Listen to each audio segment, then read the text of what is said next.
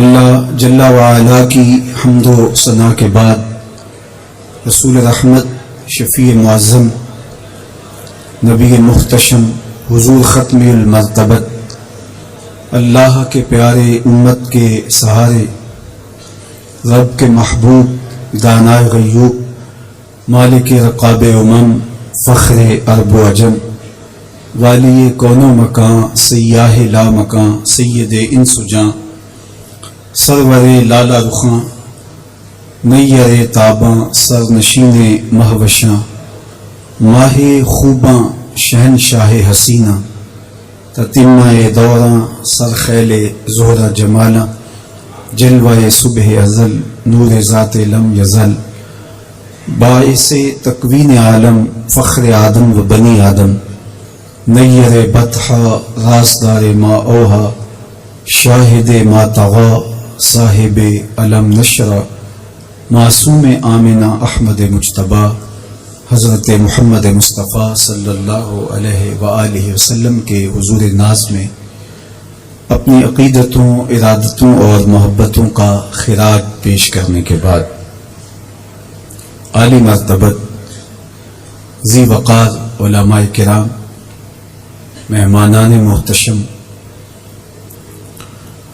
معزز حاضرین و حاضرات، ناظرین و ناظرات، السلام علیکم ورحمۃ اللہ وبرکاتہ۔ کتاب رحمت قرآن مجید نے ہمیں مخاطبت کرتے ہوئے ارشاد فرمایا، وَكَذَلِكَ جَعَلْنَاكُمْ أُمَّةً وَسَطًا، کہ ہم نے آپ کو امت وسط بنایا۔ تو دو چیزیں یہاں بیان فرمائی گئیں، ایک تو ہمارا نام، ہمارا تعارف، ہماری پہچان امت کے ذریعے سے کی گئی ہے کہ تم امت ہو، اور یہ وہ امت ہے جو میرے حضور نے جوڑی ہے۔ تنکا تنکا کر کے یہ گھونسلہ بنا، کوئی روم سے آیا، کوئی حبشے سے آیا، کوئی فارس سے آیا، کوئی مکے کا باسی تھا، کوئی مدینے کا رہائشی تھا، کوئی یمن سے سفر کرتا ہوا آن پہنچا، اور یہ ایک امت بنی۔ میرے حضور نے امت بنائی تھی، فرقے ہم نے بنائے ہیں، امت کو ٹکڑوں میں ہم نے بانٹا ہے۔ استاد ابراہیم ذوق نے کہا تھا، ہفتاد و دو فریق حسد کے عدد سے ہیں، اپنا یہ طریق کے باہر عدد سے ہیں۔ حسد کے عدد نکالو تو 72 بنتے ہیں۔ تو کہا کہ یہ حسد کا نتیجہ ہے کہ امت فرقہ فرقہ ہو گئی اور ٹکڑوں میں بٹ گئی۔ مجھے بتاؤ، جس نے امت جوڑی تھی اس کے قلب اطہر پہ کیا گزرتی ہوگی؟ گھر میں دو بیٹے آپس میں بولتے نہ ہوں تو باپ کے حلق سے نیچے لقمہ نہیں اترتا۔ جس کی امت فرقوں میں بٹ گئی، طائف کے بازاروں میں، مکے کی گلیوں میں،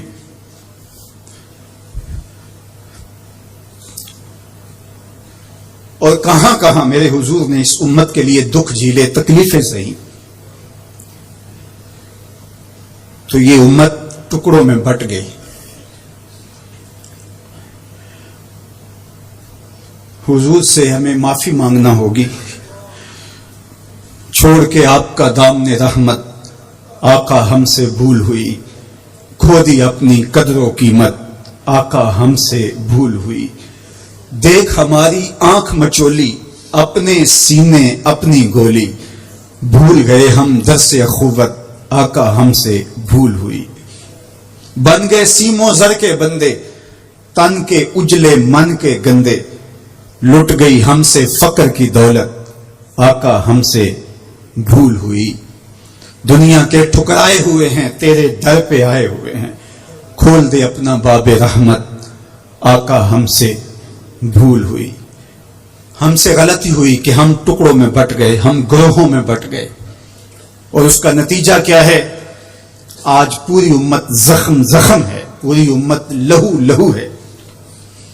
کہا تمہاری ہوا اکھڑ جائے گی اگر تم نے حبل اللہ کو چھوڑ دیا، اللہ کی رسی کو چھوڑ دیا، تم نے رسول کے دامن کو ترک کر دیا، تم گروہی تقسیمات پہ یقین رکھنے لگے، تم نے 1.5 اینٹ کی مسجد کھڑی کر لی، تم تقسیم در تقسیم کے عمل سے گزرتے رہے، تم امت سے فرقوں سے جماعتیں، جماعتوں سے لابیاں، اور لڑکتے لڑکتے تم ٹکڑے ٹکڑے ہو گئے، تم کرچی کرچی ہو گئے، تو پھر تمہاری ہوا اکھڑ جائے گی، دنیا میں تمہاری کوئی عزت نہیں رہے گی۔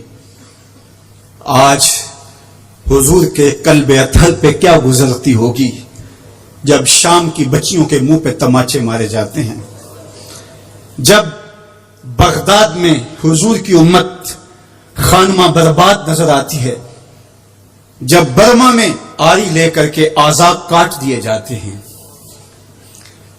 جب دشت لیلہ سے لے کے کندھار تک اور غزہ سے لے کے کشمیر تک لاشیں ہی لاشیں بکھری ہوئی نظر آتی ہیں، بستی بستی، کریا کریا، صحرا صحرا خون، بستی بستی، کریا کریا، صحرا صحرا خون، امت والے امت کا ہے کتنا سستا خون، امت والے امت کا ہے کتنا سستا خون۔ شام، قدس، کشمیر اور برما، کس کس کا احوال کہوں؟ شام، قدس، کشمیر اور برما، کس کس کا احوال کہوں؟ ہر سو زخمی، ہر سو لاشیں، ہر سو بہتا خون، امت والے امت کا ہے کتنا سستا خون، امت والے امت کا ہے کتنا سستا خون۔ آج امت لہو لہو ہے،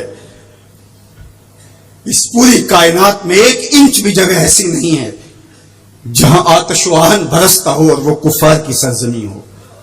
جہاں بھی خون بہتا ہے وہ بستی مسلمانوں کی ہے، جہاں لاشیں گرتے ہیں وہ گھر مسلمانوں کا ہے، جہاں عصمتیں لٹتی ہیں وہ خطہ مسلمانوں کا ہے۔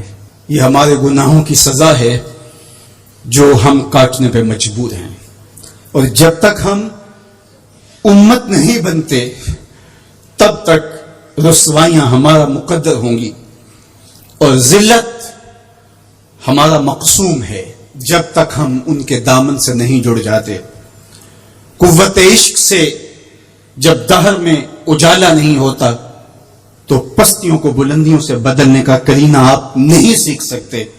نام محمد کو تھام کر کے، امت کی وحدت کے تصور کو اجاگر کر کے، حضور کا پاکیزہ وجود جو امت کی وحدت کا ضامن ہے، اس سے بے لوث محبت کا رشتہ اور الفت کا ربط جب تک مضبوط نہیں ہوتا تب تک ہم ان مشکلات سے کبھی بھی نہیں نکل سکتے۔ 1000 فلسفے تراش لیں، 1000 منطقیں بگھار لیں، لیکن کوئی نتیجہ نہیں ہوگا۔ تمہیں نتیجہ تب ہی ملے گا جب حضور کے قلب اطہر کو آرام پہنچاؤ گے، جب امت بن جاؤ گے، جب حضور علیہ السلام سے وابستگی اپنا شعار زندگی بنا لو گے، تو پھر دہر میں اجالا اور روشنی حضور علیہ السلام کے نام کے صدقے سے نصیب ہوگی، اور تقدیر کا قاضی تمہاری سزائیں معاف کر دے گا، اور پھر نتیجہ تمہارے سامنے اس صورت میں نمودار ہوگا کہ تم بحر و بر کے مالک ٹھہرو گے، اور کائنات کے اندر حضور کے ساتھ وفا کے رشتے کے نتیجے کے اندر لوح بھی تمہارے ہاتھ میں ہوگا، قلم بھی تمہارا ہی مقدر ہوگا۔ لیکن شرط یہ ہے کہ تم صحیح معنی کے اندر امت بن جاؤ۔ وَأَنْتُمُ الْأَعْلَوْنَ إِن كُنتُم مُؤْمِنِينَ، یہ میرے رب کا وعدہ ہے، اور میرے رب کے وعدے سچے ہوتے ہیں۔ کہا تم ان کے بن کے تو دیکھو، عزت کا تاج میں تمہارے سر پہ رکھوں گا۔ یہ تمہاری غلطیوں کی تمہیں سزا دی جا رہی ہیں، عزتیں تمہارے لیے ہیں، وقار تمہارے لیے ہے، لیکن شرط یہ ہے کہ تم میرے بھی بن جاؤ، میرے رسول کے بھی بن جاؤ۔ تو پھر عزتیں تمہارا مقدر ہوں گی اور شانیں تمہیں عطا کی جائیں گی، تمہیں عزتوں کی مسندوں پہ بٹھایا جائے گا۔ شکوے کی زبان کھلی تو لہجہ تلخ ہوا، اور اقبال بولا کہ صفائے دہر سے باطل کو مٹایا ہم نے، نوع انسانی کو غلامی سے چھڑایا ہم نے، تیرے کعبے کو جبینوں سے بسایا ہم نے، تیرے قرآن کو سینوں سے لگایا ہم نے، پھر بھی ہم سے گلا ہے کہ وفادار نہیں، ہم وفادار نہیں، تو بھی تو دلدار نہیں۔ تو آواز آئی صفائے دہر سے باطل کو مٹایا کس نے، نوع انسانی کو غلامی سے چھڑایا کس نے، میرے کعبے کو جبینوں سے بسایا کس نے، میرے قرآن کو سینوں سے لگایا کس نے، تھے تو آبا وہ تمہارے ہی مگر تم کیا ہو، ہاتھ پہ ہاتھ دھرے منتظر فردا ہو، ہر کوئی مست مئے ذوق تن آسانی ہے، تم مسلمان ہو یہ انداز مسلمانی ہے، حیدری فقر ہے نئے دولت عثمانی ہے، تم کو اسلاف سے کیا نسبت روحانی ہے، وہ معزز تھے زمانے میں مسلمان ہو کر، تم خار ہوئے تارک قرآن ہو کر۔ جب تم میرے تھے تو خالد بن ولید کے پاس زہر کی شیشی لے کے پادری آتا ہے تو حضرت خالد بن ولید پکڑ کے خود اس کو پی جاتے ہیں، اور وہ منتظر ہوتا ہے کہ تھوڑی دیر کے بعد یہ گریں گے اور موت واقع ہوگی، لیکن معمولی پسینے کے بعد حضرت خالد بن ولید کھڑے ہو کے کہتے ہیں میرے رب نے موت نہ لکھی ہو تو موت نہیں آ سکتی، آؤ رب کا ڈر سینے میں پال لو، زمانہ تم سے ڈرنا سیکھ لے گا، ان کے ہو جاؤ زمانہ تمہارا ہو جائے گا، ان سے وابستگی اختیار کرو پھر زمانہ تمہاری نوکری کرے گا۔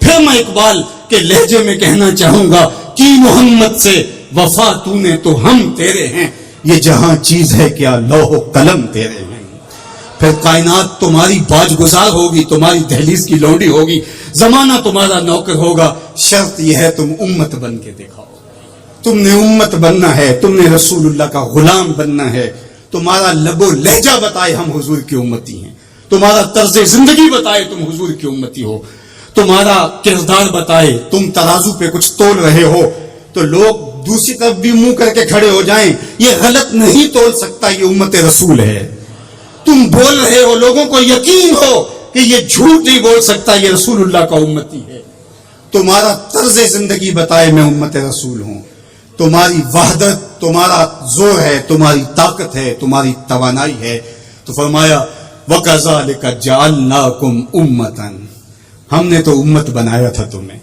تم ٹکڑے ٹکڑے ہوئے، تم نے اپنے آپ کو بانٹ لیا، تم ایک دوسرے کا گریبان نوچنے لگے، تم ایک دوسرے کے جبے پھاڑنے لگے، تم ایک دوسرے کے لیے نفرتوں کے بیج بونے لگے، تمہاری زبانیں انگارے اگلنے لگی، تم چنگاریاں نکالنے لگے، تم ممبر و محراب کے تقدس کو پامال کرنے لگے، تم خواہشات کے غلام بن گئے، تم آرزوؤں کے نوکر بن گئے، تم اپنے نفس کی غلامی میں آ گئے، تم تو غلام تھے آمنہ کے لال کے، تم نے کب سے نفس کی غلامی اختیار کر لی، تم کب سے خواہش کے نوکر بن گئے، تم کب سے نفس کے بندے بن گئے، پھر تمہیں ذلیل نہ کیا جاتا تو اور تمہارا علاج کیا ہے؟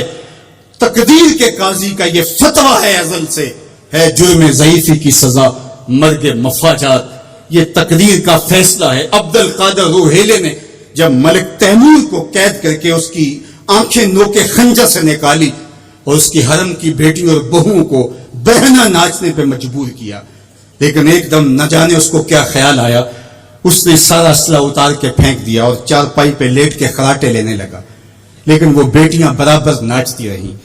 تو عبد القادر روحیلہ کھڑا ہوا اور اس نے کہا کہ میں ایک سپاہی ہوں اور اس حالت کے اندر اسلحہ اتار کے خراٹے لینے لگ جانا یہ ایک سپاہی کی شان کے لائق نہیں ہوتا، یہ میرا تکلف تھا، یہ میری بناوٹ تھی، مجھے خیال آ گیا کہ میں نے بہت زیادتی کی ہے اور میں یوں لیٹا، میرا خیال تھا کہ تیمور کی کوئی بیٹی میرے ہی خنجر سے میرا گلا چیر دے گی، لیکن اس کے باوجود تم برابر ناچتی رہی۔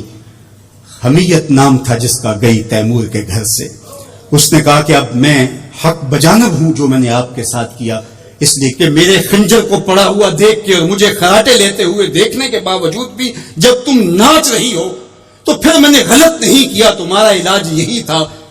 جب ہماری بیٹیاں غیروں کے نرغے میں ہوں، جب ہمارے گلے چیرے جا رہے ہوں، جب شام اجڑ رہا ہو، جب برما میں آریوں کے ساتھ انسانی آزاد کاٹے جا رہے ہوں، جب بغداد کے اندر اس امت کی شہزادیاں بھیک مانگنے پہ مجبور ہوں، تو مجھے بتاؤ اس زمانے میں بھی ہم ایک دوسرے کے گریبان نوچیں گے؟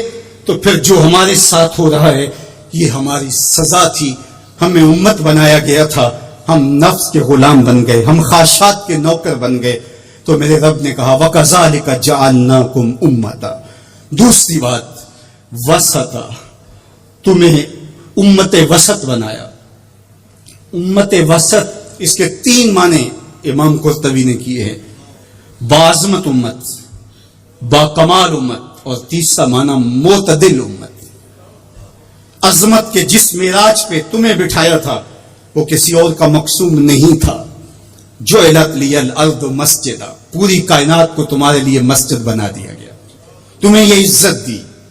حضور نے فرمایا میں آخری نبی ہوں، وانتم آخر الامم، اور تم آخری امت ہو. پس خدا بر ما شریعت ختم کر، بر رسول ما رسالت ختم کر. ہمیں آخری امت بنایا گیا. کنتم خیر امت اخرجت للناس تامرون بالمعروف وتنہون عن المنکر.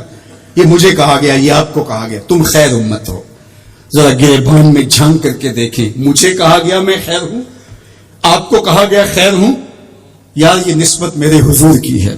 تو تم خیر سے جڑے ہو، تم بھی خیر بن گئے ہو، تم خیر امت ہو. تمہیں عزتوں کی مسند دی گئی. جو معراج، جو مقام، جو مرتبہ، جو رفعت تمہیں دیا گیا وہ کسی اور کا مقصود نہیں ہے. تم خیر امت قرار پائے. اللہ اکبر. تو کہا اس سے مراد باعظمت امت ہے.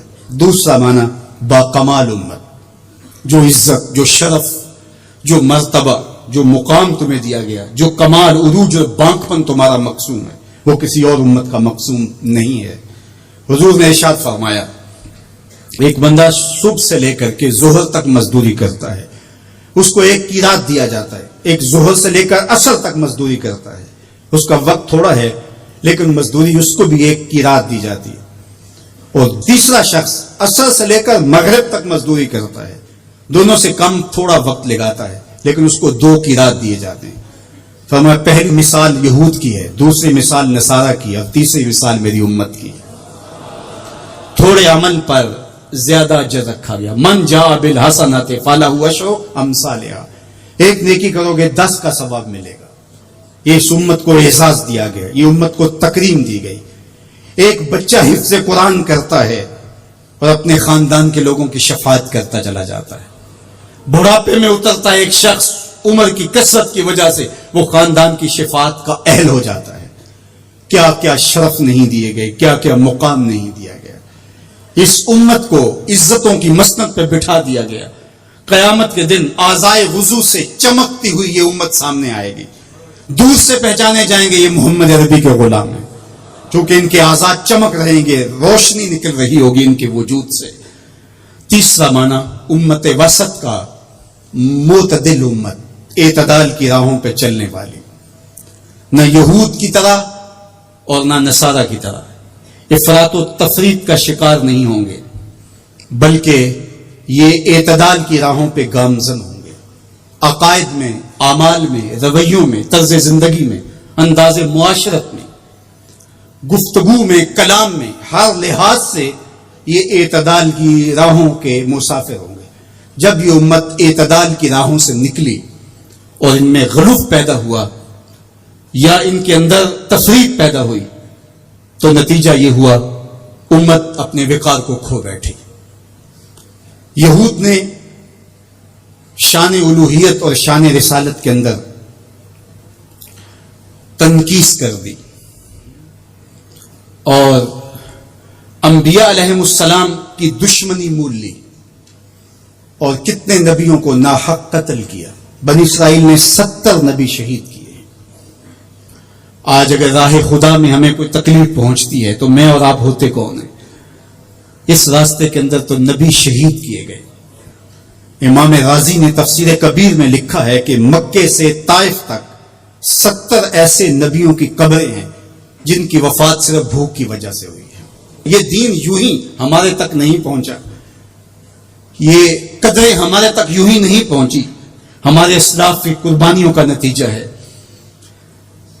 اور دوسری جانب نصارہ نے انبیاء کے باب میں ایسا غلو کیا اور توحید کے عقیدے کو بھی بگاڑ کے رکھ دیا. حضرت عیسیٰ کو خدا کا بیٹا قرار دے دیا. تقانیم ثلاثہ میں مبتلا ہو کر کے 3 وجودوں کو انہوں نے معبود قرار دیا اور 3 وجودوں کے مجموعے کو الہ کہا. افراط اور تفریط کی راہوں پہ گامزن ہونے والے گمراہیوں کا شکار ہوئے. لیکن مجھے میرے دین نے، میرے اسلام نے جو عقیدہ دیا وہ صراط مستقیم کا عقیدہ دیا. اور ہر روز ہر نمازی ہر نماز کی ہر رکعت میں اصالتاً یا وقالتاً یہ کہتا ہے اہدنا الصراط المستقیم. یہ اتنی ضرورت ہے ہماری کہ اللہ سے مستقیم راہ مانگے کہ چونکہ دونوں جانب لڑکنے کے اندیشے لمحہ لمحہ موجود ہیں.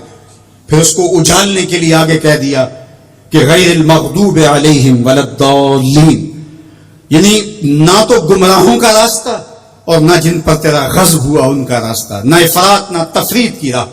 مالک مجھے مستقیم راہوں کا مسافر رکھنا، سیدھی راہ پہ گامزن رکھنا، کیونکہ سیدھی راہ پہ گامزن ہونا ہی ہدایت کی علامت ہے.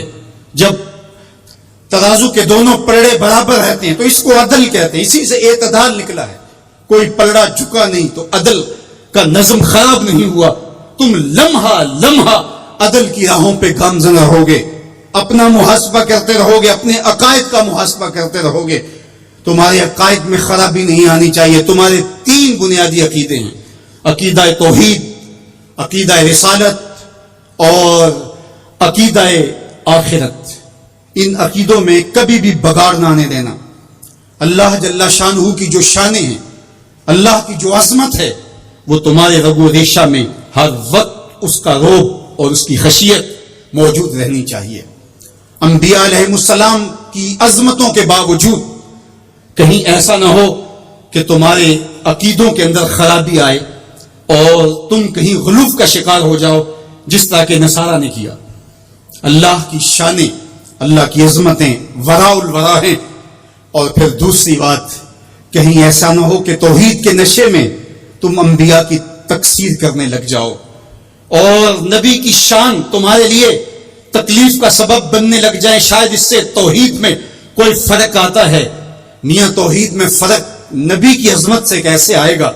اس لیے کہ نبی کو عظمت دینے والا تو میرا رب ہی ہے. وَرَفَعْنَا لَكَ ذِكْرَكَ. اور پھر تیسری بات، عقیدہ آخرت. آخرت کا عقیدہ یہ ہے کہ ہم نے اس دنیا پر بیٹھ نہیں رہنا. بہرحال اللہ کی طرف سے جو اس کے علم میں متعین ہماری زندگی ہے اس کو گزارنے کے بعد ہم نے یہاں سے رخصت ہونا ہے. وہ ہم جوانی میں چلے جائیں، ہم بڑھاپے میں چلے جائیں، یا ارذل العمر کے بعد ہم اس دنیا سے رخصت ہوں، یا بچپن میں چلے جائیں، یہ ہمارے علم میں نہیں ہے. یہ امر ہم سے مخفی رکھا گیا، یہ اللہ کی حکمت ہے. لیکن یہ طے شدہ ہے کہ ہم نے یہاں بیٹھ نہیں رہنا، اور جب یہاں سے جانا ہے تو ایک دوسرا جہاں ہمارے لیے منتظر ہے اور وہاں ہم نے ایک ایک عمل کا حساب دینا ہے. ثم لتسألن یومئذ عن النعیم. اس نیک ایک عمل کے بارے میں پوچھا جائے گا. اللہ اگر چاہے تو ہم سے گرفت کر لے اور اگر چاہے تو اپنے کرم سے معاف کر دے. اگر وہ معاف کرنا چاہے تو کوئی پوچھ نہیں سکتا کہ اتنا بڑا پاپی اور مجرم تھا، اسے معاف کیوں کیا گیا. اور اگر وہ گرفت کرنا چاہے تو کسی کو حق نہیں ہے کہ وہ یہ کہہ سکے کہ مجھے گرفت کیوں کی گئی. تو ایمان بیم و رجا کے درمیان ہے. الایمان بین الخوف والرجا. ایمان خوف اور امید کی درمیانی کیفیت میں ہے. ڈر بھی لگا رہے، دھڑکا بھی لگا رہے اور امید کے چراغ بھی بجھنے نہ پائے. فضل دی آس ہے مینوں تے نالے ڈر بھی آندا ہے. فضل کی امید بھی رہے لیکن خوف بھی طاری رہے. پکڑا بھی جا سکتا ہوں، گرفت بھی ہو سکتی ہے، اس کی پکڑ بھی بڑی سخت ہے. ان بطش ربک لشدید. تیرے رب کی پکڑ بہت سخت ہے. جب وہ پکڑتا ہے تو پھر کوئی اس سے اپنے آپ کو چھڑوا نہیں سکتا. اللہ اکبر. تو اس کی پکڑ کا خوف بھی رہے لیکن وہ کریم بھی ہے، وہ معاف کرنا چاہے. ما یفعل اللہ بعذابکم. وہ تمہیں عذاب دے کے کیا کرے گا؟ اگر تم اس کا شکر کرنا سیکھ جاؤ تو وہ تو تمہارا رب ہے، وہ تمہیں عذاب دے کے کیا کرے گا. تو امید بھی روشن رہے اور خوف بھی طاری رہے۔ تمہید الایمان کے اندر شیخ عبدالحق محدث دہلوی علیہ رحمہ حضرت سیدنا عمر رضی اللہ تعالیٰ عنہ کا قول بیان کرتے ہیں کہ وہ فرماتے ہیں کہ اگر مجھے یہ پتا چلے کہ سارے لوگ جنت میں جائیں گے، ایک شخص جہنمی ہوگا، تو میں ڈرتا ہوں کہیں وہ ایک میں ہی نہ ہو جاؤں۔ اور اگر مجھے یہ پتا چلے کہ سارے لوگ جہنم میں جائیں گے اور ایک ہی جنت میں جائے گا، تو مجھے امید ہوگی شاید وہ ایک میں ہی ہو جاؤں۔ اور ہم کہتے ہیں فلاں اگر جنت میں چلا گیا، فلاں اگر بخشا گیا تو میں بھی چلا جاؤں گا۔ ہم نے اپنی آخرت دوسرے سے جوڑ دی، فلاں بخشا گیا تو میں بھی بخشا جاؤں گا۔ وہ کہتے ہیں اگر سارے جنت میں جائیں، یہ خبر ہو کہ ایک نے جہنم میں جانا ہے، تو میں ڈرتا ہوں کہیں وہ ایک میں ہی نہ ہو جاؤں، وہ میں ہی نہ پھنس جاؤں۔ ایک بچہ تھا، گھر سے روتا ہوا نکل گیا اور جنگلوں کے اندر آنسو بہاتا ہے۔ کوئی درویش ملا، اس نے کہا کیا ہوا؟ کہا مجھے اللہ سے بڑا ڈر لگتا ہے۔ میرے حضرت قبلہ خواجہ محمد یعقوب مصطفی رحمۃ اللہ تعالی علیہ آپ کے یہاں نشان پڑ گئے تھے رو رو کے، ان کی ہڈیوں میں درد بھرا ہوا تھا، یہاں رو رو کے نشان پڑ گئے تھے۔ تو یہاں ایک بزرگ ہوتے تھے انتقال کر گئے، وہ کہتے ہیں ایک دن میں گیا تو انہوں نے دونوں اپنے گھٹنے کھڑے کیے تھے اور اپنی باہیں اس کے گرد لپیٹی ہوئی تھی اور ایسے سر جھکایا تھا۔ تو میں نے جا کے سلام کیا تو انہوں نے سر اٹھایا تو وہ رو رہے تھے۔ تو میں نے کہا کہ آپ اتنا روتے کیوں ہیں؟ تو وہ کہتے ہیں کہ ان کے انداز نے میرے اندر درد بھر دیا۔ انہوں نے ایسے سر اٹھایا اور کہا اس سے ڈر آتا ہے، اس سے ڈر آتا ہے۔ کرم دی آس ہے مینوں تے نالے ڈر بھی آندا ہے، فضل دی آس ہے مینوں تے نالے ڈر بھی آندا ہے۔ یہ امید کہ میری بخشش و مغفرت ہو اور یہ خوف کہ اگر میں پکڑا گیا۔ تو وہ بچہ رو رہا تھا، تو اس فقیر نے پوچھا بیٹے کیوں رو رہے؟ کہ اللہ کا ڈر آتا ہے۔ تو کہا تمہارے دامن پہ تو گناہ ہی نہیں۔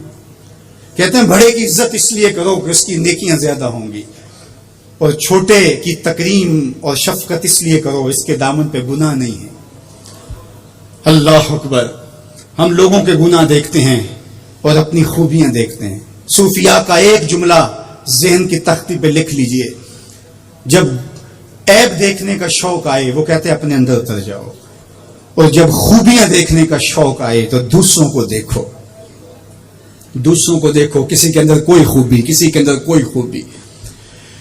تو کہا کہ اللہ سے ڈر آتا ہے۔ تو کہا کہ بیٹے تم نے تو گناہ ہی کوئی نہیں کیے۔ تو کہا آج میں نے عجیب ماجرا دیکھا جس نے مجھے گھر سے نکال دیا۔ کہا کیا؟ کہا کہ میری ماں کھانا پکانے کے لیے چولہے میں آگ جلانے لگی، تو اس نے لکڑیاں رکھی، تو لکڑیوں کو آگ نہیں لگ رہی تھی، تو اس نے چھوٹی چھوٹی لکڑیاں توڑ کے پہلے نیچے رکھی اور پھر ان کو آگ لگائی۔ ان کو آگ لگی تو پھر بڑی لکڑیوں کو بھی لگی۔ تو میں روتا ہوا گھر سے بھاگ آیا ہوں جنگل میں، کہیں ایسا نہ ہو کہ قیامت کے دن بڑے بڑے مجرموں کو آگ نہ لگے تو چھوٹے چھوٹوں کو رکھ دیا جائے۔ تو جب خوف سرایت کرتا ہے تو یہاں عمر نہیں دیکھی جاتی، اور بڈھا پاپی سب سے بدترین شخص وہ ہے جو بڑھاپے کے باوجود بھی بدکاری نہیں چھوڑتا۔ کہتے ہیں جب کوئی بندہ 40 سال کا ہوتا پھر اس کا عذر باقی نہیں رہتا، 40 سال تک اس کا عذر باقی رہتا ہے، لیکن جب 40 سال کا ہو جائے اب سب نے کوہولت میں آ گیا، اب اگر وہ گناہ کرتا ہے تو کوئی عذر نہیں ہے۔ ہڈیاں کمبن گوڈے کھڑکن تے اڑ گیا لک تیرا، اجے بھی بدیوں باز نہ آئیوں جیو مرد دلیرا، یا ایھا الانسان ما غرک بربک الکریم۔ میرا رب پکار پکار کے کہہ رہا ہے او بھاگنے والے انسان آجا پلٹ کے، تیرا رب بڑا ہی کریم ہے۔ میں یہ بات 100 بار کہی، میرے سننے والے مجھ سے 1000 بار سن چکے، لیکن لفظوں کی چاشنی اور امید کی ایسی جگمگاتی کرنیں روشن ہوتی ہیں کہ دل میں چراغاں ہو جاتا ہے، اور جب میں یہ بول رہا ہوتا ہوں تو میرے اندر پھل جڑیاں پھوٹ رہی ہوتی ہیں، اور اللہ کے تشکر کے اندر درد کی کیفیت بھی پیدا ہو رہی ہوتی ہے کہ وہ رحمت بھرے لہجے میں پکار کے کہہ رہے سرکش کو، متمرد کو، باغی کو جو اس کی دہلیز چھوڑ کے بھاگ گیا، او بھاگنے والے آجا پلٹ کے، تیرا رب بڑا ہی کریم ہے۔ کوئی ایسے بھی آواز دیتا ہے، کوئی ایسے بھی مجرم کو پکارتا ہے۔ یہاں رک کے میں ایک اور جملہ بھی کہنا چاہتا ہوں، اعتدال میں حقوق اللہ اور حقوق العباد کی جو لوگوں نے تقسیم کی اور اس کا اپنا معنی متعین کیا، وہ ایک مشہور تو ہے لیکن حقیقتاً وہ معنی متعین نہیں ہے۔ اللہ کے حق فائق ہیں مخلوق کے حق سے۔ عمومی طور پہ کہا جاتا ہے یار حقوق اللہ کی خیر ہے بس حقوق العباد کا خیال رکھو، یہ عمومی بات کہی جاتی ہے. تو یہ بات اچھی طرح ذہن نشین کر رہے ہیں. یہ بھی آپ کے اعمال میں اور آپ کی افکار میں اور آپ کے نظریات میں غلو پیدا ہو گیا کہ آپ نے اللہ کے حق کو کمتر سمجھ لیا اور مخلوق کے حق کو غالب سمجھ لیا. ایسا نہیں ہے. اللہ کے حق سب سے زیادہ ہیں. اللہ تعالیٰ قرآن مجید میں ایک موقع پہ ارشاد فرمایا وما قدر اللہ حق کا قدر. انہوں نے اللہ کی قدر کا حق ہی ادا نہیں کیا. وہ تمہارا خالق لگتا ہے. خالق کے بڑھ کے حق کس کے زیادہ ہو سکتے ہیں؟ تو جو مختلف روایات کے اندر حقوق العباد کی طرف توجہ دلائے گی تو اس کا مطلب یہ ہے، مفہوم یہ ہے کہ اللہ تو کریم ہے، وہ معاف کر دے گا، بندہ تو معاف نہیں کرے گا.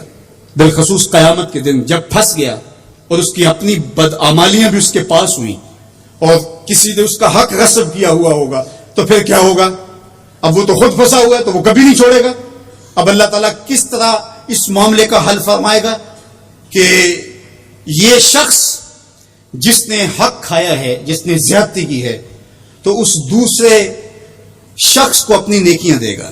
نیکیاں لینے کے باوجود بھی اگر وہ پاپی اتنا بڑا ہے کہ ابھی بھی کام نہیں بنتا اور اس کے ذمے قرض بھی باقی رہ گیا تو پھر یہ اس کو اپنے گناہ دے گا. تو اب قیامت کے دن کون چھوڑے گا؟ جہنم کی دہکتی ہوئی آگ سامنے ہوگی اور ایک بندہ پھنسا ہے اور یہ بھی پھنسا ہوا ہے تو اس کی جان اس کو اپنے گناہ دے کے اس کی نیکیاں لے کے چھوٹ رہی ہے تو وہ کیسے معاف کرے گا؟ وہ نہیں معاف کرے گا. اس لیے اس معنی کے اندر کہا کہ حقوق العباد میں کوتاہی نہ کرنا، اس لیے کہ اس کی معافی نہیں کرے گا. وہ اس کے پاس ایک چیز ہاتھ لگ جائے گی وہ تو غنیمت سمجھے گا. تو اس کا یہ مطلب بھی کہیں نہیں ہے کہ بندے کے حق کہیں غالب اور زیادہ ہیں، اللہ کے حق کم ہیں. جو حق بندے کا اللہ پر ہے، اللہ نے تو پیدا کیا ہے. الذی خلقک کا فسوا کا فعدلک، کہا تیرے حق میرے اوپر زیادہ ہے اس لیے کہ میں تیرا خالق لگتا ہوں. میں آپ سے پوچھتا ہوں اس دنیا پر، اس عالم رنگ و بو میں، اس مادی کائنات میں سب سے زیادہ آپ کے کندھوں پر کس کے حق ہیں؟ تو آپ سب کہیں گے ماں کے حق. حضور سے بھی پوچھا گیا من ابر، حضور میں سب سے زیادہ کس کے ساتھ حسن سلوک کروں؟ یہ حضور سے سوال کیا گیا تو میرے آقا کریم نے فرمایا امہ کا، اپنی ماں کے ساتھ. تو اس نے پھر دوبارہ سوال کیا، پھر حضور نے فرمایا کہ اپنی ماں کے ساتھ. پھر کہا حضور میں سب سے زیادہ نیکی کس سے کروں؟ میری نیکیوں کا، میرے حسن سلوک کا سب سے زیادہ حقدار کون ہے؟ تو آقا کریم نے فرمایا امہ کا، تیری ماں. تو پھر اس نے چوتھی مرتبہ کہا تو حضور نے فرمایا تیرا باپ. تو 3 مرتبہ حضور نے ماں کا ذکر کیا. علماء نے یہاں لکھا کہ والد اولاد کی تربیت کرنے کے لیے مشقت سہتا ہے، کمائی کرتا ہے، یہ ایک مرحلہ ہے اس کا. ماں 9 ماہ تک اس کو اپنے پیٹ میں رکھتی ہے، ایک مرحلہ یہ. پھر ولادت کا دوسرا مرحلہ، زچہ بچہ دونوں کے لیے موت و حیات کی کشمکش ہے. اور تیسرا مرحلہ اس کی تربیت کا جس کا باپ شامل ہوتا ہے. تو ماں کے 3 حق بیان کیے اور باپ کا ایک حق بیان کیا. مجھے بتاؤ وہ ماں اور وہ باپ جو اولاد کو اپنی آنکھوں کا تارا اور نور نظر کہتی ہے، کیا اس کے حق ساری زندگی بھی کوئی لگا رہے تو ادا کر سکتا ہے؟ کسی نے کہا کہ میں نے ماں کو اپنے کندھوں پہ اٹھا کے حج کروایا اور موسم میں حدت اور گرمی اتنی تھی کہ اگر گوشت کا ٹکڑا زمین پہ پتھر پہ ڈال دیا جاتا تو وہ بھن کے کباب بن جاتا. کیا میں نے اپنی ماں کا حق ادا کر دیا؟ کہا تیری ولادت کے وقت جو اس نے تکلیف سہی، اس تکلیف کے ایک جھٹکے کا حق بھی ادا نہیں ہوا. یہ تیری ماں ہے. کیا تو اتنی بے وفا ہو گئی ہے کہ اس ماں کی مرضی اب تیری مرضی نہیں رہی؟ وہ باپ جس کی ہڈیاں بھی درد کر رہی ہیں اور وہ مزدوروں والے اڈے پہ بیٹھا ہے اور جب کوئی مزدور لینے آتا ہے تو اس سے صحیح طرح سے اٹھا بھی نہیں جاتا، پھر بھی کلی والا ڈبہ اٹھا کے آگے بڑھتا ہے اور مزدور لینے والے شخص کے ساتھ لپٹ کے چمٹ کے کہتا ہے کہ بابو مجھے لے جاؤ، 10 روپے کم دے دینا، میں نے اپنی بیٹی کی کالج کی فیس دینی ہے. وہ باپ جس کی ہڈیاں دکھ رہی ہیں اور جا کے دیوار پر کلی کر رہا ہے، اس کی کمائی سے کالج میں پڑھنے والی بیٹی کو ایک خاتون ایک سجے ہوئے دفتر میں بٹھاتی ہے اور کہتے تو پدر شاہی نظام کے خلاف بغاوت کر، تیرا جسم تو تیری مرضی ہونی چاہیے، باپ ہوتا کون ہے؟ وہ بیٹی اس کے منہ پہ تھپڑ مارے، وہ کلی کر کے میرا پیٹ پالتا رہا اور میری فیسیں ادا کرتا رہا، میں تو اپنے بدن اور اپنی زندگی کی ایک ایک سانس بھی اپنے باپ کے نام کر دوں، حق پھر بھی ادا نہیں ہو سکتا ہے. میرا باپ میری تعلیم کا ضامن ہے، میری زندگی کا ضامن ہے، میری عزت اور آبرو کا پہرے دار ہے. اللہ اکبر. معاشرہ بدل گیا، حالات کے تیور تبدیل ہو گئے، بغاوتیں بڑھ گئیں، وفاؤں نے دم توڑ دیا. مغرب کی تہذیب سوائے تکلف کے اور کچھ نہیں ہے، اور چہرہ جو روشن نہ ہو تو کیا حاجت گلگونہ فروش. نئی تہذیب تکلف کے سوا کچھ بھی نہیں ہے. یہ مغربی تہذیب کی یلغار نے مرد آوارہ، بیکار و زن کمار باش کیا معاشرہ تخلیق کیا جا رہا ہے. میرے حضور کے غلاموں، آؤ ہم نے دین حضور سے لینا ہے، اور یہ سارے چونچلے اور یہ ساری مغربی وظیفہ خور تنظیمیں یہ دم توڑ کے رہ جائیں گی. اس کائنات کے اندر اور اس وطن کے اندر جھنڈا لہرائے گا تو محمد عربی کے نظام کا ہی لہرائے گا انشاءاللہ. ہم حضور کے دین کو کھڑا کرنے کے لیے اور حضور کے نظم کو غالب کرنے کے لیے اپنی زندگی کے ایک ایک سانس کو حضور کے نام وقف کریں گے. میری زندگی کا مقصد تیرے دین کی سرفرازی. میں اسی لیے مسلمان، میں اسی لیے نمازی. میری زندگی کا ایک ایک لمحہ حضور کے دین کے لیے، حضور کے نام کے لیے. تو حقوق والدین کے جو ہے وہ بہت سارے ہیں. کہا تو اس کے ایک درد کے جھٹکے کا جواب بھی نہیں دے سکا. ماں اولاد سے جو محبت کرتی ہے اور جو ماں کے حق ہیں وہ اتنے زیادہ ہیں کہ کسی پیمانے میں اس کو تولا نہ جا سکے. میں کہا کرتا ہوں سمندر کی پاتال تک تو کوئی پہنچ گیا ہوگا، لیکن ماں کے پیار کا کنارہ آج تک کسی نے نہیں پایا. یہ سڑکوں کے کناروں پر بڑے بڑے ہیوی ترازو نصب کر دی گئے ہیں، پورا کنٹینر تول لیا جاتا ہے، لیکن آج تک ایسا ترازو میں نے نہیں دیکھا جس پر ماں کے پیار کو بھی تولا جا سکے. ماں جب بولتی ہے تو اس کے لہجے میں جبریل بولتا ہے. ماں جب مسکراتی ہے تو لگتا ہے جنت کی ساری کلیاں کھل اٹھی ہیں. اللہ نے ماں کے سینے میں وہ درد، وہ درک، وہ محبت، وہ چاہت، وہ پیار کا جہاں آباد کر دیا کہ سید خورشید گیلانی نے کہا تھا کہ اونچے ہوٹلوں میں کھانا کھانے میں وہ سرور کہاں جو چولہے پر بیٹھ کے ماں کے ہاتھوں سے پکی ہوئی چپاتیاں کھانے میں ملتا ہے. اور کہا اونچے اونچے اسٹیجوں پہ حضرت صاحب، عالی جناب، مفتی صاحب، قبلہ عالم، کیا کیا لفظ سننے کو ملتے ہیں، لیکن ان لفظوں میں وہ چاشنی کیا جو ماں کی زبان سے اوئے مٹھو اوئے ببلو کے اندر رکھی گئی ہے. ماں کے سینے میں تڑپتی ہوئی ممتا اور محبتوں کا جہاں، اس کی کوئی مثال ہی نہیں ہے. ماں کو اتنا پیار کیوں ہے اور ساری زندگی ماں کے حق ادا کرتا رہے پھر بھی حق ادا نہ ہو؟ کیوں؟ اس لیے کہ ماں نے جنم دیا ہے. یہی جواب ہے نا آپ کا کہ ماں اتنا پیار اس لیے کرتے، اس کے حق کتنے ہیں کہ میرے حضور نے کہا پھر ماں، پھر ماں، پھر ماں. اتنے حق کیوں ہیں؟ اس لیے کہ اس نے جنم دیا ہے. میرے جملے کو بار بار آپ نے سنا ہوگا، پھر سن لیجئے. جس نے جنم دیا ہے اس کو اتنا پیار ہے اور اس کے اتنے حق ہیں، تو جس نے خلق کیا ہے اس کو کتنا پیار ہوگا اور اس کے کتنے حق ہوں گے. تو اللہ کے حق غالب ہیں. تو یہ جو حقوق العباد کی تلقین کی جاتی ہے تو اس کا مفہوم یہ ہے کہ اس کی معافی نہیں ہوگی. انسان ہے، نہیں معاف کرے گا. وہ کریم ہے، معاف کر دے گا. تو اس کا یہ مطلب کبھی بھی نہیں نکلتا کہ جو ہے وہ اللہ کے حق کوئی کمزور ہے اور مخلوق کے حق غالب ہیں. ہمارے اوپر سب سے بڑا حق ہمارے اللہ کا ہے، پھر رسول اللہ کے حق ہیں، پھر اس کے بعد ہماری ماں کے، ہمارے باپ کے، ہمارے مرشدوں کے، ہمارے استاد. ہم احسان فراموش لوگ نہیں ہیں.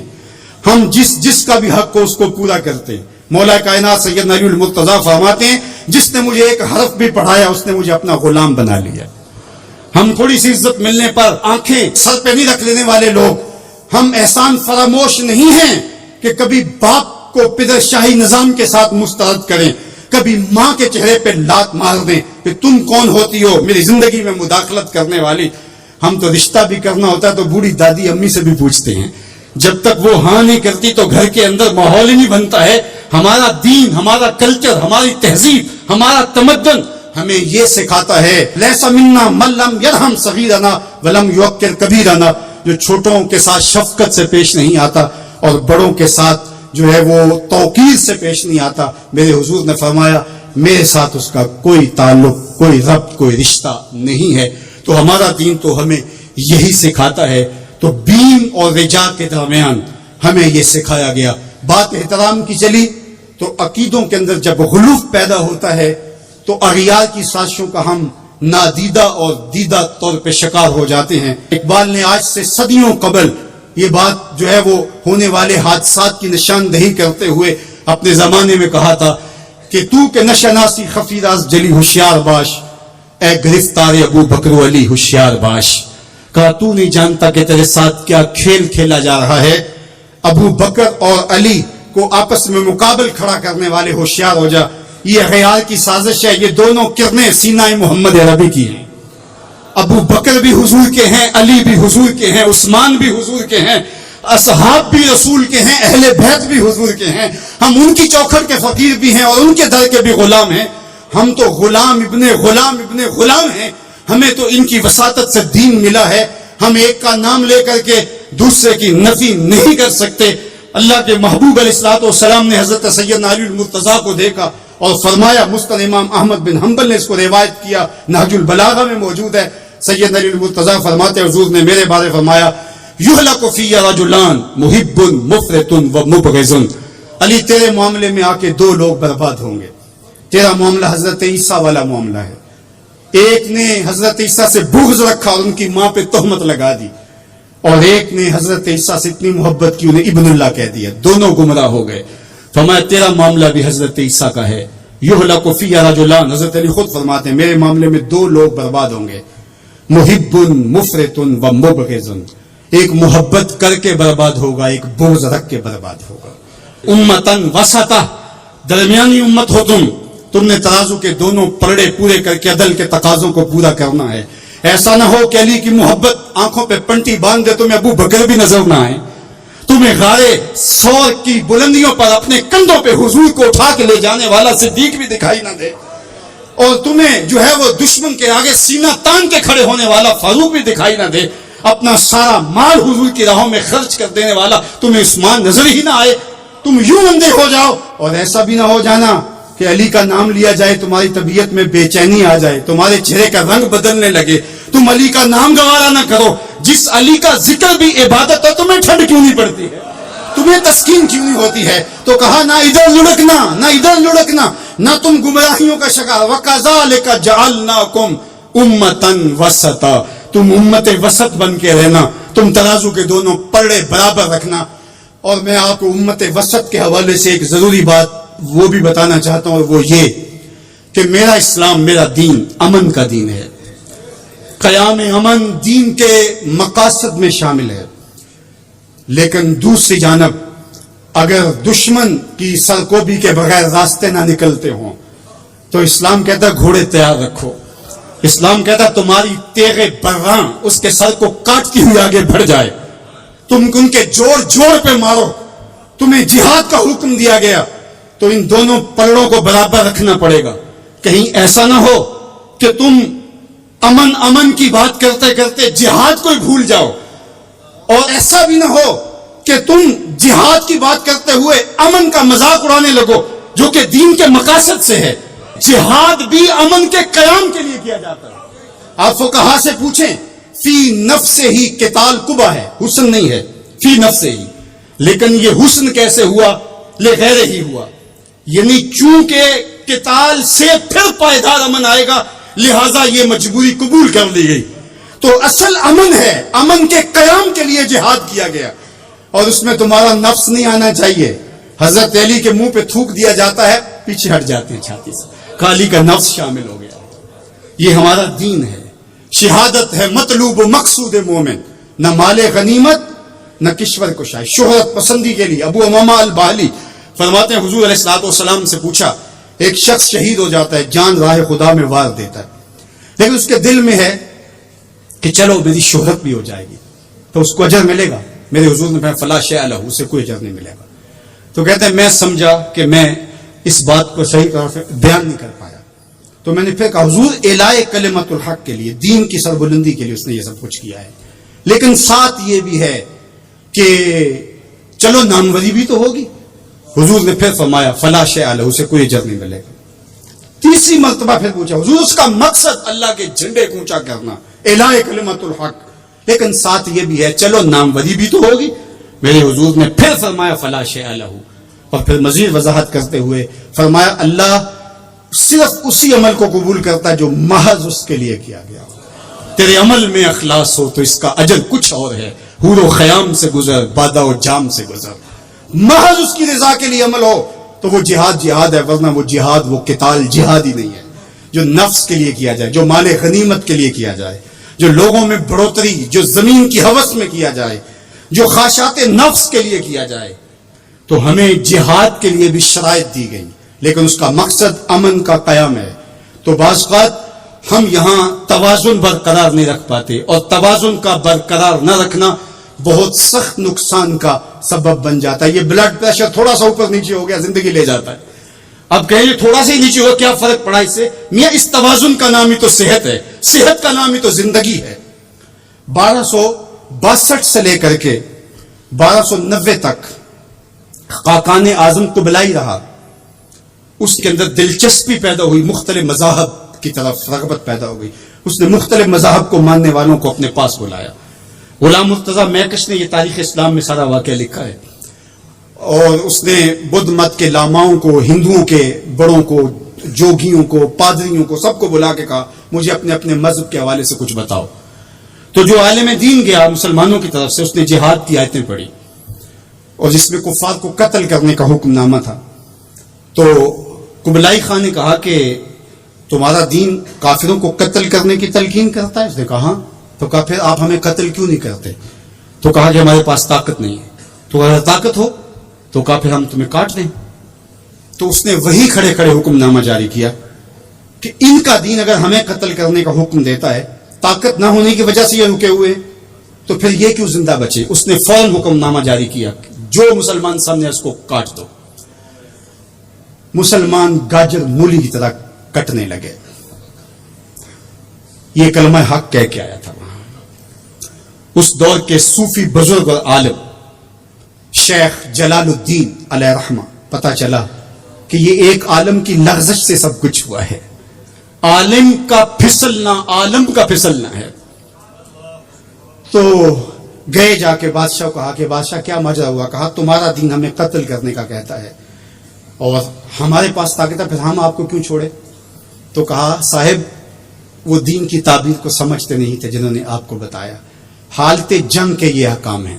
عام دنوں کے اندر تو اسلام یہ نہیں کہتا، اور حالت جنگ کے اندر آپ بتائیے کون کسی کو چھوڑتا ہے؟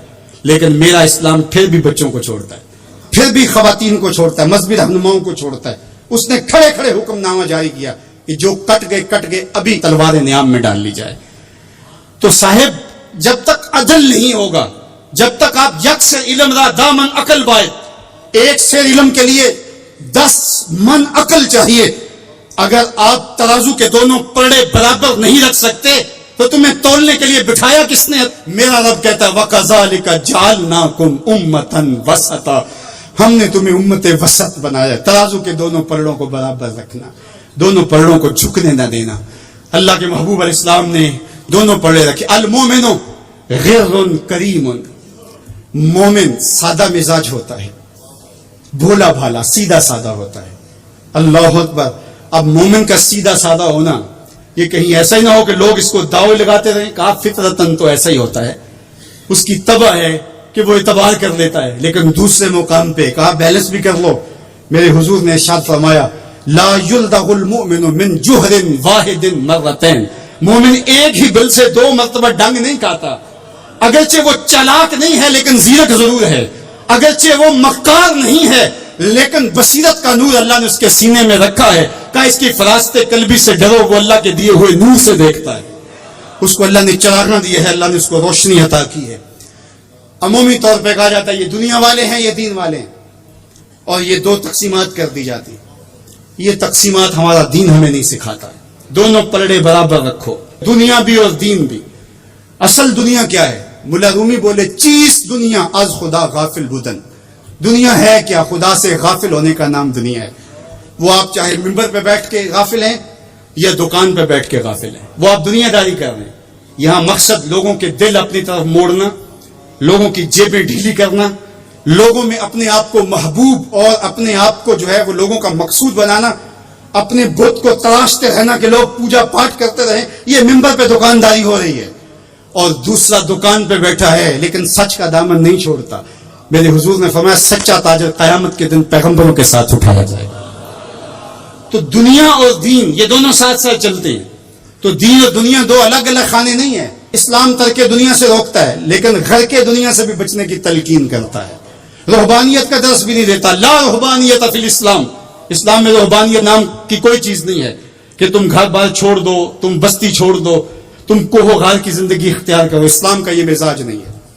ابھی بات ہو رہی تھی, حضور نے مواخات قائم کیے مدینہ المنورہ میں, 2 مرتبہ قائم کیے. ایک دفعہ حضور نے مکے میں قائم کیے تھوڑے صحابہ کے درمیان. اور مواخات مدینہ یہ کائنات کا ایک انوکھا باب ہے, اور یہ ایک الگ مضمون اور عنوان ہے کہ 2 افراد کو, ایک انصار لیا اور ایک مہاجر لیا, اور حضور نے ان کے درمیان مواخات قائم کر دی. تو حضرت ابو درداء اور حضرت سلمان فارسی کے درمیان حضور نے مواخات قائم کی. تو جن کے ساتھ بھائی چارہ تھا وہ پھر حال پوچھنے جاتے تھے کہ میرے بھائی کو پریشانی تو نہیں ہے. تو حضرت سلمان فارسی گئے حضرت ابو درداء کے گھر, تو دیکھا کہ حضرت ابو درداء کی بیوی وہ عام سے کپڑوں میں تھی. تو انہوں نے کہا کہ میری بہن یہ کیا ماجرا, میلے کچیلے واجبی سے کپڑے. تو کہا کہ تمہارے بھائی کو دنیا کے ساتھ کوئی رغبت نہیں ہے, عورت آراستہ ہو.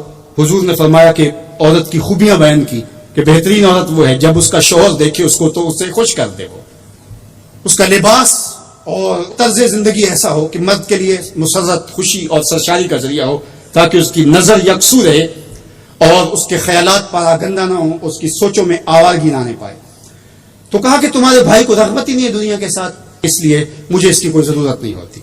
خیر حضرت ابو درداء آئے تو کھانا لائے. تو حضرت سلمان فارسی نے کہا کہ آپ بھی کھائیے. کہا میں روزے سے ہوں. کہا کہ میں تو نہیں کھاؤں گا جب تک آپ نہیں کھائیں گے. تو نفلی روزہ مہمان کے لیے توڑا جا سکتا ہے. تو انہوں نے روزہ افطار کر لیا, ساتھ بیٹھ کے کھانا کھایا, رات پڑی, سونے لگے. تو حضرت ابو درداء مصلی بچھا لیا. حضرت سلمان فارسی نے کہا کہ جناب آپ کو میرے ساتھ سونا پڑے گا.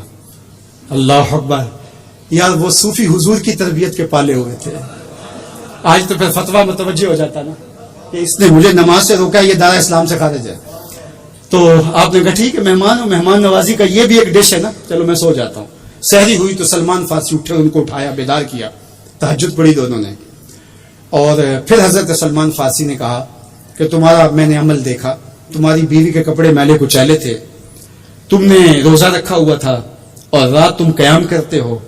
تو کہا کہ تمہارے نفس کا بھی تمہارے اوپر حق ہے, تمہارے اہل خانہ کا بھی تمہارے اوپر حق ہے, تمہارے رب کا بھی تمہارے اوپر حق ہے, اور تمہارے مہمان کا بھی تمہارے اوپر حق ہے, اور ہر ذی حق کا حق تمہیں ادا کرنا ہوگا. اور یہ بات چھڑی اور پھر دونوں چلتے ہوئے حضور کے پاس آ گئے. خوشاب و وقت کے فیض عام تھا ان کا, خوشاب و وقت کے بطحا مقام تھا ان کا. کیسے وہ لمحے تھے. آج تو کوئی مسئلہ ہو تو کوئی ملتا ہی نہیں ہے, درد ہو تو سنائیں کس کو, زخم ہو تو دکھائیں کس کو, کہانی ہو تو کہیں کس سے, دکھڑے ہوں کس کی دہلیز پہ رکھیں, کس کے کندھے پہ سر رکھ کے روئیں, کوئی رہا ہی نہیں ہے. تو وہ اٹھے اور حضور کے پاس آئے, اور حضرت سلمان نے اپنی کہانی سنائی اور ابو درداء نے اپنی بات کہی. تو میرے حضور نے کیا کہا سنو. میرے حضور علیہ الصلوۃ والسلام نے ارشاد فرمایا, صدق سلمان, کہا میرے سلمان نے سچ کہا ہے. تو ہمارا دین ہمیں یہ کہتا ہے کہ تمہاری زندگیاں خوبصورت ہو, رب کا حق بھی ادا کرو. اور حضور نے ایک شخص کو دیکھا وہ سخت کمزور ہے. تو آقا کریم نے فرمایا کہ کیا ماجرا ہے, تم بہت کمزور ہو. اس نے کہا کہ بہت ساری مصیبتیں ہیں جو میرا رخ کر رہی ہیں. تو میرے حضور نے کہا کہ تو نے اللہ سے کوئی دعا تو نہیں مانگی تھی. اللہ اکبر, یہ دل و قلب و نگاہ کے مرشد اولین ہیں. حضور تو سینوں کے چھپے راز بھی جانتے. کہا کہ تو نے کوئی دعا تو نہیں کی تھی رب سے.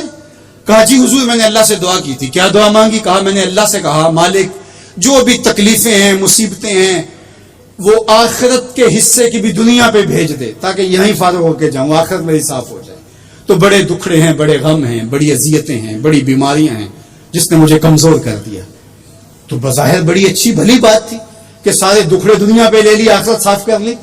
لیکن میرے حضور نے کیا ارشاد فرمایا, فرمایا تو نے یہ کیوں کہا کہ آخرت کے دکھ بھی دنیا پہ مل جائیں, تو نے یہ کیوں نہیں کہا ربنا آتنا فی الدنیا حسنۃ وفی الآخرۃ حسنہ, اللہ دنیا میں بہتریاں دے دے آخرت میں بھی بہتریاں. وَكَذَلِكَ جَعَلْنَاكُمْ أُمَّةً وَسَطًا, جب تک ترازو پورا نہیں رکھو گے جب تک دونوں پلڑے برابر نہیں ہوں گے تم آگے کبھی نہیں بڑھ سکو گے.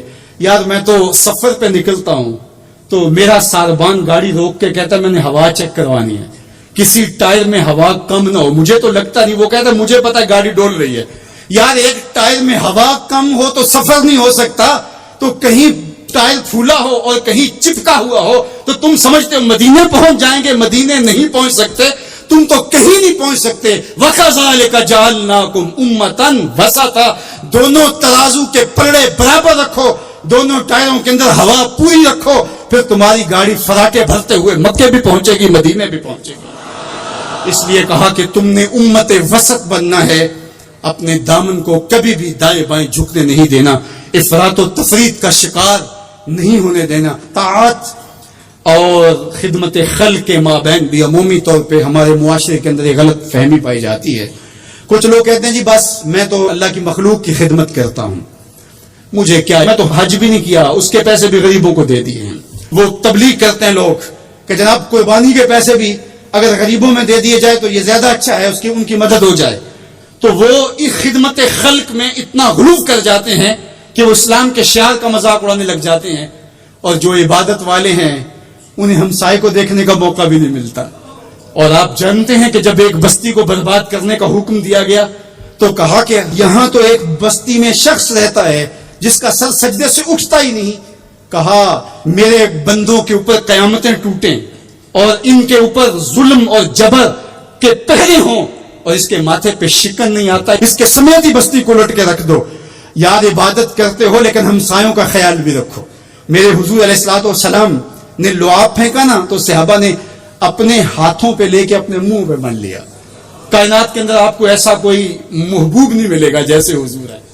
آپ نے عشق اور محبت کی لوک داستانیں بڑی سنی ہوں گی, لوگوں نے نہریں بھی کھودی, لوگوں نے محبوبوں کے لیے کیا کچھ نہیں کیا, لیکن آج تک آپ کو ایسا نہیں ملا ہوگا کسی محب نے محبوب کا لعاب بھی چاٹا. کائنات میں یہ انوکھا باب ہے. تو حضور علیہ الصلوۃ والسلام نے فرمایا کہ تمہیں اس چیز پر کس نے ابھارا کہ میرا لعاب بھی اپنے چہروں پہ مل رہے ہو؟ انہوں نے کہا اللہ اس کے رسول کی محبت نے. تو میرے حضور نے اس کی نفی نہیں کی, لیکن ساتھ ہی فرمایا اگر کوئی چاہتا ہے کہ اللہ اس کے رسول سے محبت کرے اور اللہ اس کا رسول اس سے محبت کرے تو وہ ہمسایوں کے حقوق کا خیال رکھے. یہی تمہارا یہ پہلو بھی, تم عاشق رسول بھی ہو لیکن ہمسایوں کا بھی تو خیال رکھو. تمہارے گھر پہ جھنڈا تو لگا ہے حضور کے میلاد کا, لیکن اگر ہمسایوں کے گھر میں اندھیرا ہے تو یار اپنے گھر میں اس سال اگر چراغاں نہیں کر سکے, غریب ہمسائے کا میٹر کٹ گیا اس کا بل دے دو, آمنہ کا لال زیادہ خوش ہوگا, میلاد والا رسول زیادہ خوش ہوگا. اس لیے دونوں پلڑے برابر رکھو. نہ تو عبادات کے زعم میں تم خدمت خلق کو, ہمسایوں کے حقوق کو, رشتہ داروں کے حقوق کو بھول جاؤ, اور نہ یہ کہ تم خدمت خلق کے نام پہ عبادات کا مذاق اڑانے لگو. وَكَذَلِكَ جَعَلْنَاكُمْ أُمَّةً وَسَطًا. ادارت المصطفیٰ دونوں بازوں کے ساتھ اڑنے کی فکر رکھتا ہے اور امت وسط کے مزاج کو لوگوں میں راسخ کرنا شروع ہوتا ہے. ظاہر ہے جب کبھی اس بازو پہ زور پڑے تو کبھی اس بازو پہ زور پڑے تو بازو جھکنے لگتے ہیں, تو میرا اللہ مدد کرتا ہے, نصرت دیتا ہے. تو کبھی ہمارے کسی بازو پہ فتویٰ بھی آ کے جو ہے وہ زور ڈالتا ہے, کبھی کسی فتوے کا میزائل لگتا ہے, لیکن ہم تو بلے شاہ کی بولی میں کہتے ہیں بلے آلو کی تینوں کافر کافر آکھن تو آہو آہو آکھ. ہمارا کام الجھنا تھوڑا ہے, ہم نے تو آگے بڑھتے ہی چلے جانا ہے, اور ہماری منزل تو مدینہ ہے, ہم نے تو اس کی طرف عازم سفر رہنا ہے. ادارت المصطفیٰ ایک فکر کا نام ہے, اور وہ فکر جو مدینے کی ضیاؤں سے پھوٹتی ہے, گنبد خضرا کے جمال کی روشنی ہے, اور وہ مصطفی نہیں ہو سکتا جس کے دونوں بازو میں سے ایک بازو شل ہو. حضور کی امت سے جس کو پیار نہیں ہے, حضور کی امت سے جس کو محبت نہیں ہے, حضور کی محبتوں کا کبھی بھی مستحق نہیں ہو سکتا. میرے بزرگ فرمایا کرتے تھے جس کے بچوں سے تم پیار کرتے ہو اس کا باپ تم سے پیار کرتا ہے. اگر تم چاہو کہ حضور ہم سے پیار کریں تو حضور کی امت سے پیار کرو. تو ایک امت بنو, دوسرا امت وسط بنو, تو پھر دیکھنا تمہاری شاہین صفت پرواز اس کو کوئی چھو بھی نہیں سکے گی. تم پھر بڑھتے رہو گے اور تمہارا بڑھنا منزل آشنا ہوگا, اور تو راہ نورد شوق ہے منزل نہ کر قبول, لیلا بھی ہم نشی ہو تو محمل نہ کر قبول. تیرا تو مطمئن نظر, تیرا تو ہدف ہی کچھ اور ہے, تو دنیا کے لیے نہیں ہے, دنیا تیرے لیے ہے. تو خواہشات کا دیوانہ نہیں ہے، بلکہ خواہشات تیرے پیچھے دوڑیں گی اور زمانہ تیری دہلیز پہ باندیوں کی طرح نوکری کرے گا۔ من کان للہ کان اللہ لہو، تو ان کا ہو کے دیکھ، زمانہ تیرا ہو جائے گا۔